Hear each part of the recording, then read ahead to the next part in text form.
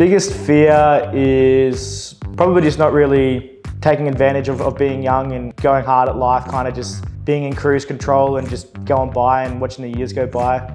I do have a little bit of a fear of heights, one thing for myself, but just recently for my brother's birthday, he conned me into jumping out of an airplane and going skydiving, so.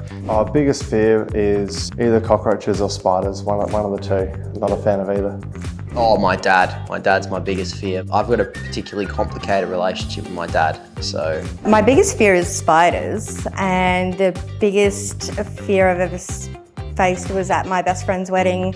I left my maid of honour speech at home and I had to wing it, and that was daunting.